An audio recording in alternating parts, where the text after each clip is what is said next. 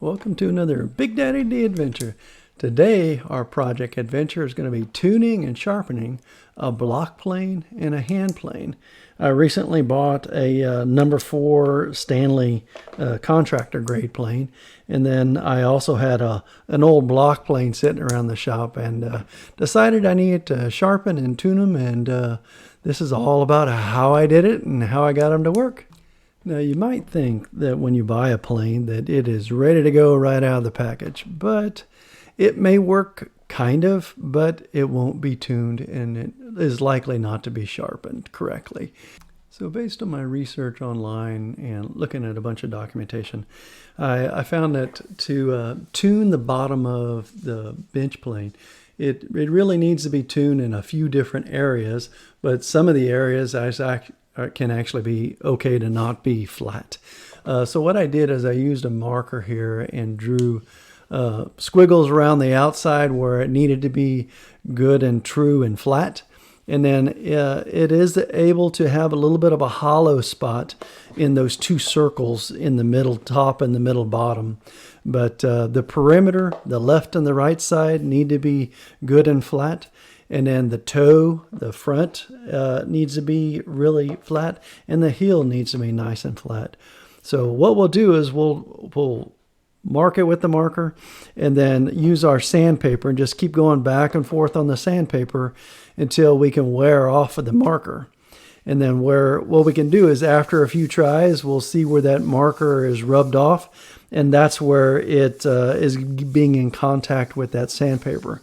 And we'll keep working the sole of this plane until we get it to where if we see any marker, it will just be in those brown spots in the middle.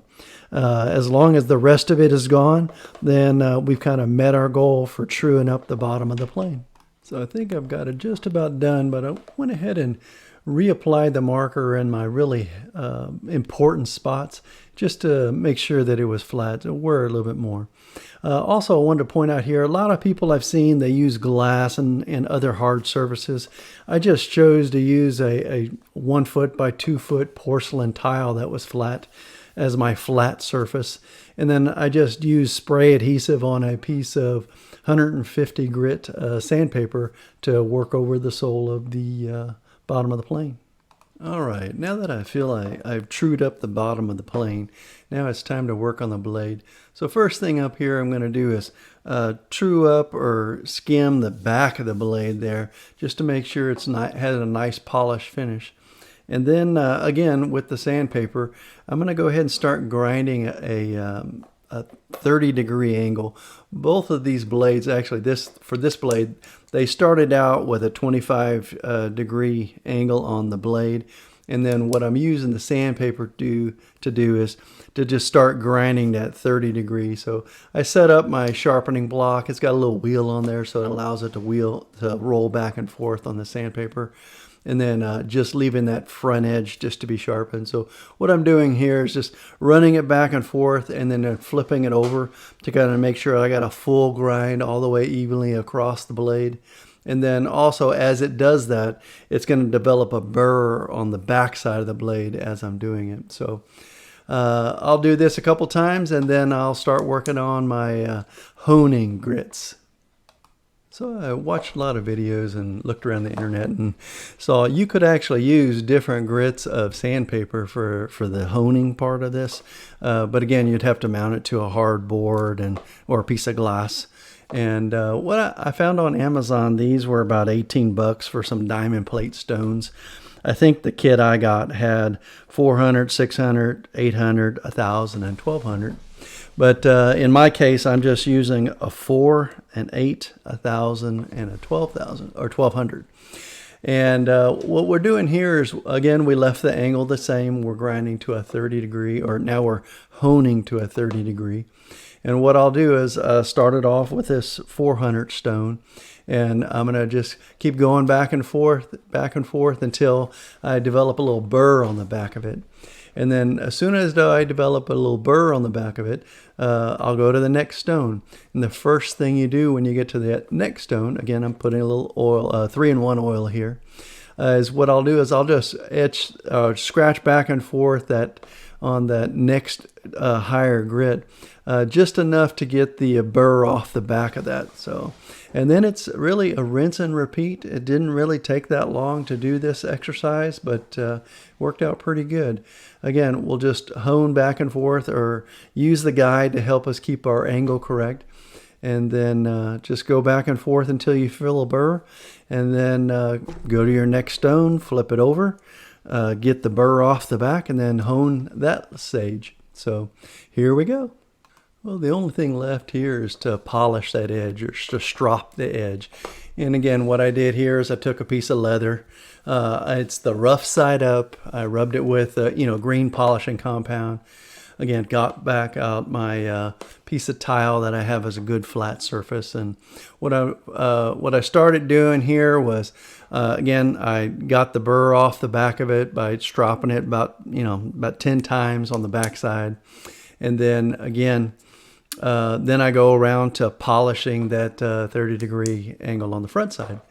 And then I'll just take it out and do a quick little test. And well, as my dad used to do it when he sharpened knives, he goes, well, if it's sharp enough to shave your hair on your arm, well, then it's pretty sharp. So there you go. Well, as nice as it is to shave your arm, it really needs to shave a board. So what I did here is I just put a little piece of 1x material in my vise here, and just went ahead and started tuning my little block plane to get a good full width shaving going out here.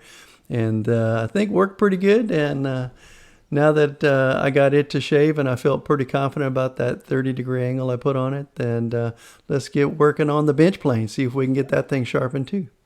Well, let's get started on my Stanley No. 4 contractor grade bench plane.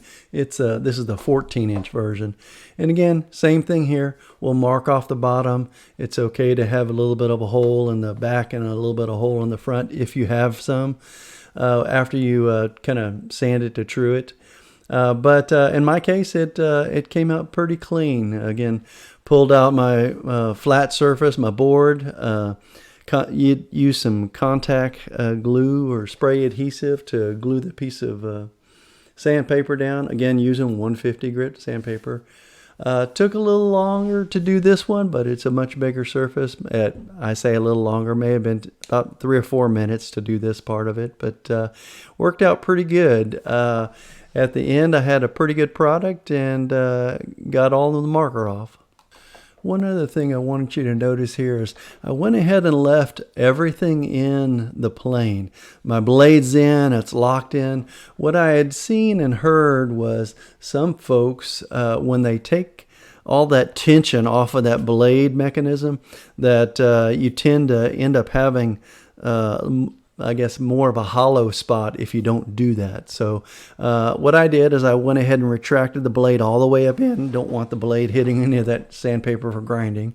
And then that way I could be assured that whenever I had everything in its final state, other than the blade sticking out, that I was also getting a true surface. And then what I'm also doing here is working the edges, just making sure I don't have any sharp edges. Because even those edges, if those edges catch the edge of your board, you're going to leave marks on your board. So that's about it. All right, time to get sharpening and truing everything up. So first thing I did is just take everything out of the bench plane. And the first part I'm going to do is true up the chip breaker and then the back of the blade. So what I'm doing here is just kind of pulling that chip breaker across there, making sure it's a nice flat surface here. And then that's about it. This is the first time I've had this plane, so I don't have to do that pretty much ever again. So, and then again with the back of the blade, just kind of trying to rough up that last 1 inch, really just kind of truing it up, making sure it's nice and flat across there. You can see the little marks on the back. It was a little out of true, so it did take a little bit, but it wasn't too bad. I do want to point out on the bench plane here, I went ahead and left it out of the guide for truing up the back. It was a little easier to handle in that case. Also wanted to point out What I'm having to do here is you want to make sure both sides are equally distant outside of your guide. You want to make sure that that's square. If you put it in your guide and your guide is not square to the blade, edge of the blade, well, then you're going to grind a taper onto it. So you don't want that. So again, just double check that it's the same distance on both sides, and then you can get to work. Again, with the 150 grit sandpaper here, just grinding that 30-degree edge on this until you feel a burr, and then you move on to honing. Honing this blade is the same as honing the last blade. So again, I'm going to use on mine, I'm going to use a 400 grit, an 800 grit, 1000, and a 1200.